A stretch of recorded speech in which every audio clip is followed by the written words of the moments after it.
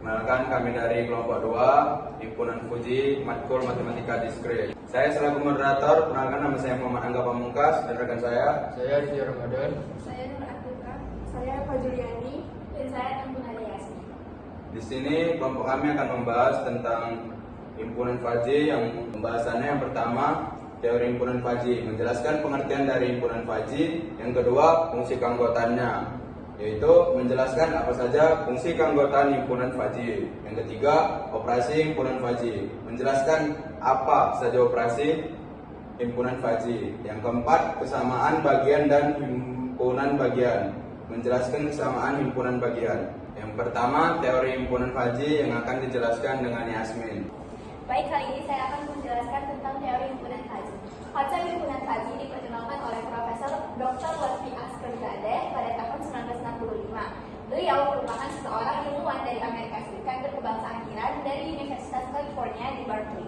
Meskipun dikembangkan di Amerika, tapi ia lebih populer dan banyak diaplikasikan di daerah Asia dan Timur. Salah satu penjelasannya karena kultur orang Barat yang cenderung memandang suatu persoalan sebagai hitam putih, ya tidak bersalah, sukses gagal, atau setara dengan logika binar Aristoteles. Sedangkan kultur orang Timur dan Asia lebih dapat menerima dunia abu-abu atau fazi. Segala hal yang ada pada dunia nyata seringkali tidak dapat direpresentasikan dengan baik oleh himpunan konvensional, karena hal-hal tersebut tidaklah selalu bernilai mutlak seperti pada representasi himpunan biasa. Hal ini yang mendorong Lutfi Zadeh mengajukan ide berupa himpunan fazi pada tahun tersebut. Teori himpunan fazi merupakan pengembangan dari teori himpunan tegas atau Chris-Set, dan dalam pengembangan teori himpunan tersebut dapat dibagi menjadi 3 fase. Yang pertama adalah fase akademik yang dimulai dari periode 1965 sampai 1977. Di fase ini adalah awal mula teori fazi diperkenalkan oleh Profesor Lutfi Askerzadeh, dan di sini fokus pada pengembangan secara teoritis. Intinya pada saat itu adalah fase pengenalan dan pemantapan dasar teori fazi di lingkungan akademik. Fase yang kedua adalah fase transformasi, periode dimulai dari tahun 1978 sampai 1988. Di fase ini, teori fazi mulai beralih dari teori ke aplikasi nyata, mulai diterapkannya dalam sistem kontrol dan teknik industri. Intinya di fase ini adalah masa peralihan dari teori ke implementasi. Fase yang terakhir adalah fase Fazibo. Periodenya terjadi setelah tahun 1989. Di fase ini, ketika teori fazi meledak dalam berbagai aplikasi dan industri, Jepang sangat berperan besar di fase ini karena mereka sukses memakai logika fazi dalam produk yang mereka ciptakan, seperti kereta otomatis atau Sendai Subway pada tahun 1987. Intinya fase ini adalah penerapan luas dan integrasi dengan teknologi canggih menggunakan fazi yang masif. Jadi, himpunan fazi adalah himpunan yang tidak jelas nilainya. Ia memakai variabel linguistik, yaitu nilai-nilai yang berupa kata-kata dan bersifat tidak pasti atau sama. Tapi justru lebih mudah dipahami karena sering dipakai dalam bahasa sehari-hari. Dalam matematika, lawan kata dari tidak jelas adalah tegas, yang bisa dimana ini adalah himpunan tegas atau Chris-Set.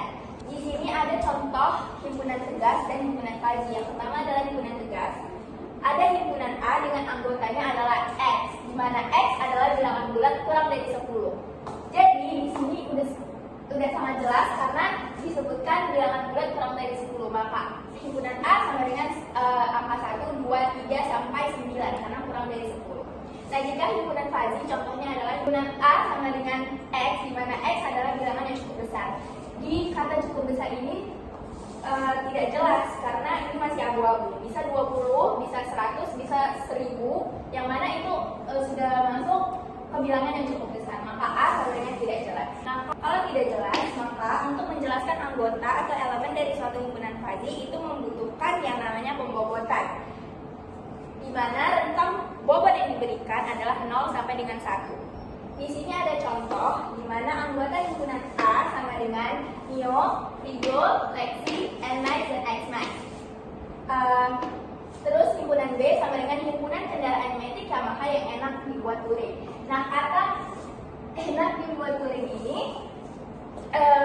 sifatnya masih abu-abu, dimana kan bisa pendapat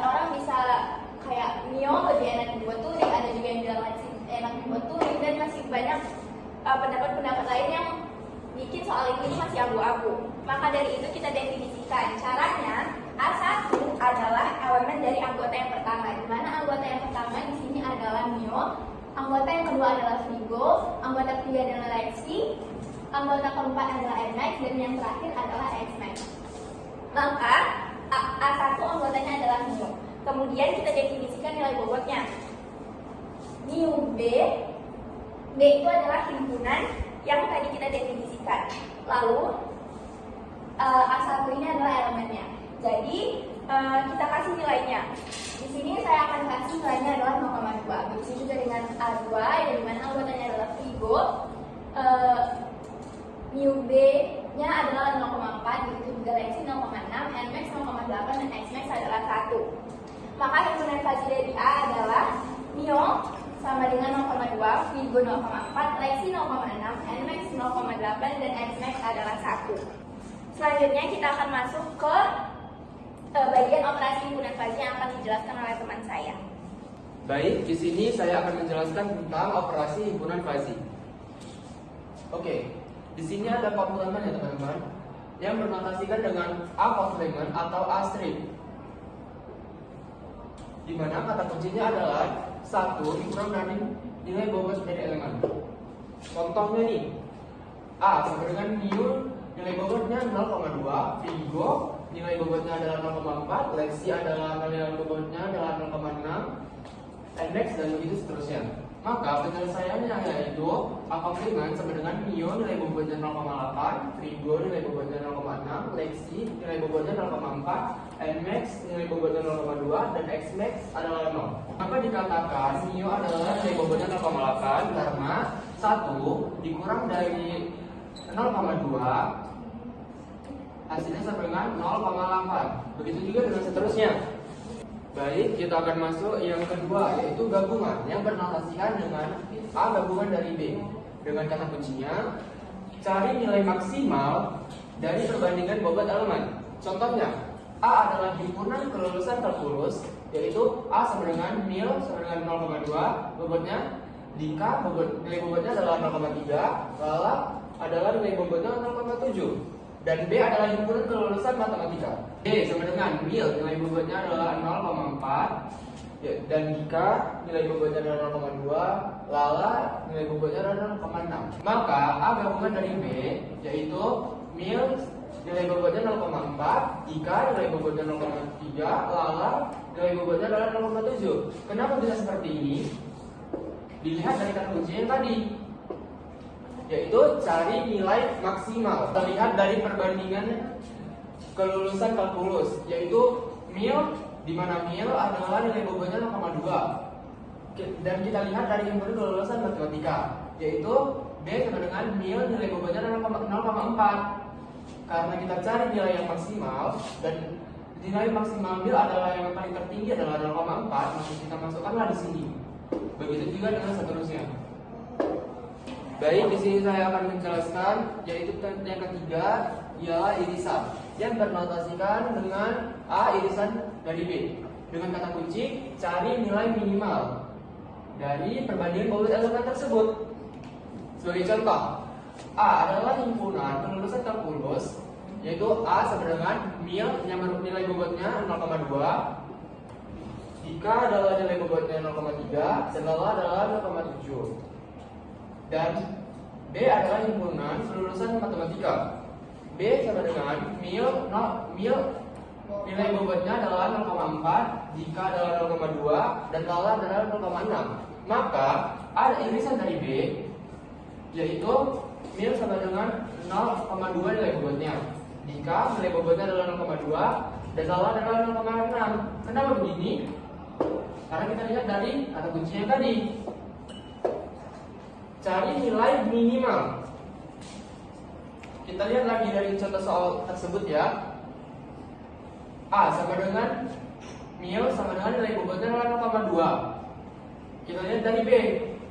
B mil nilai bobotnya adalah 0,4. Di mana yang terkecil? 0,2. Ya, 0,2. Maka kita masukkanlah di sini. Begitu juga dengan seterusnya. Baik, selanjutnya yaitu tentang materi fungsi keanggotaan yang akan dijelaskan oleh rekan saya. Terima kasih. Baik, saya akan menjelaskan fungsi keanggotaan fazi. yang mana fungsi keanggotaan Fuzzy adalah grafik yang mewakili besar dari derajat keanggotaan Venus masing-masing variabel input yang berada dalam interval antara 0 dan 1. Derajat keanggotaan sebuah variabel X dilambangkan dengan simbol mu X. Beberapa bentuk umum fungsi keanggotaan Fuzzy ada 4. Fungsi yang pertama yaitu fungsi kurva linear naik. Fungsi linear naik adalah fungsi nilai yang nilai y-nya meningkat seiring dengan peningkatan nilai x. Dalam kurva linear naik ini ada dua nilai biasanya, yaitu nilai a dan nilai b, yang mewakili nilai x yang ada tentang nilainya. Untuk mengetahui nilai dari mu x-nya, hasil dari fungsi keanggotaannya misalnya dengan persamaan ini. Dalam kurva linear naik ini ada dua nilai biasanya, yaitu A dan B, yang mewakili nilai X yang ada rentang nilainya. Dan kita untuk mengetahui nilai dari mu X-nya, hasil dari fungsi keanggotaannya misalnya dengan persamaan ini. Nah, di sini ada contoh berapa derajat keanggotaan dengan nilai X sama dengan 42 pada himpunan naik. Kita menggunakan rumus yang mu AX sama dengan X dikurang A per B dikurang A, maka A lebih kecil X lebih kecil B. Jadi kita masukkan nilainya, mu 42 sama dengan 42 dikurang 20 per 80 dikurang 20. Maka 22 dibagi 60 dan hasilnya 0,36. Selanjutnya yaitu kurva linear turun. Kurva linear turun kebalikan dari kurva linear naik, di mana nilai keanggotaan menurun dari 1 ke 0 secara bertahap, yang artinya makin besar nilai X, makin kecil derajat keanggotaannya.